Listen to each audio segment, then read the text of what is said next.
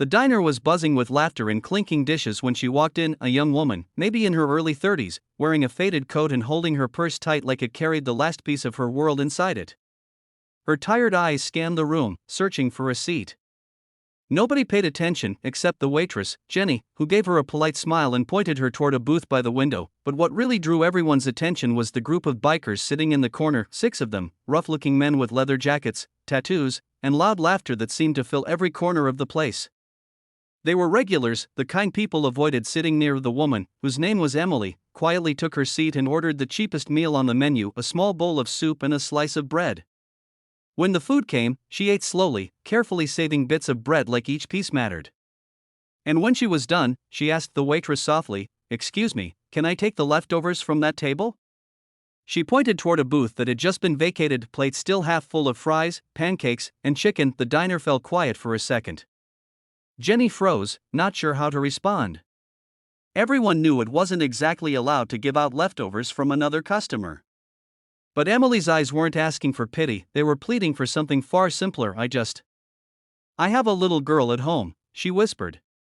"She hasn't eaten properly since yesterday. I'll make sure to warm it up." Before Jenny could answer, one of the bikers, a tall man with a beard and deep, thunderous voice, called out, "Hey! You can't just take someone else's food." His tone was rough, but something about his expression wasn't anger, it was confusion. Everyone stared.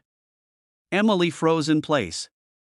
Her face flushed red, and her trembling hands clutched her purse. "I'm sorry," she murmured, standing up. "I didn't mean to bother anyone. I'll just leave." But before she could take a step, another voice, calmer, deeper, came from the biker table. It was their leader, a man named Ryder.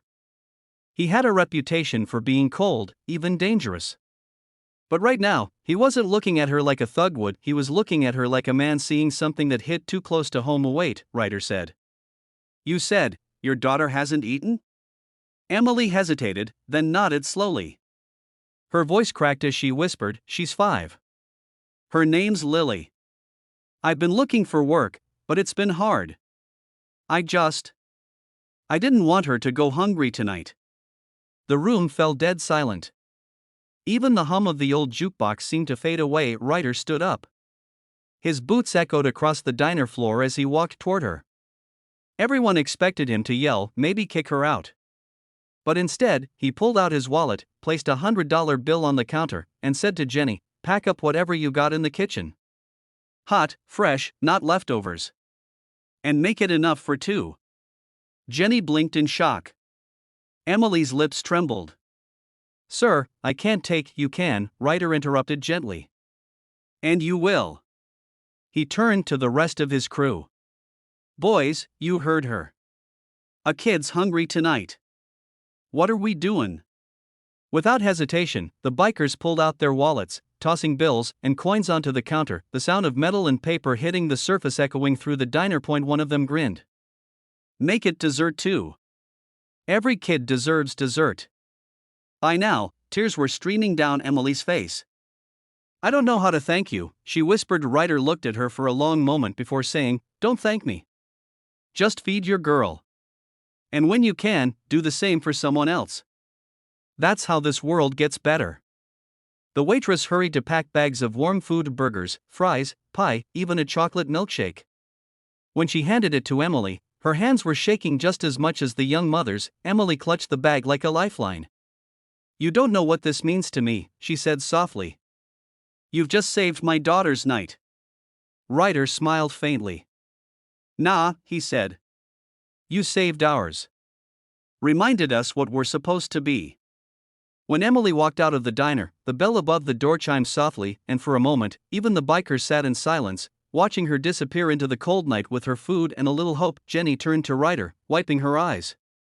"You've got a good heart," she said quietly. He looked out the window, his voice almost a whisper. "Had a daughter once," he said. "She'd be about that little girl's age now." No one said another word. The diner stayed silent, the kind of silence that comes after something real.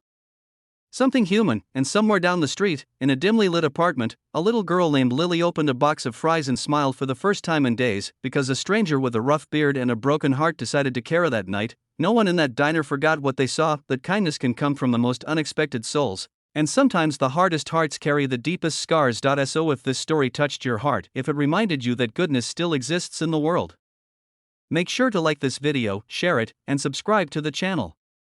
Because every view, every click, helps us tell more stories that restore faith in humanity, one act of kindness at a time.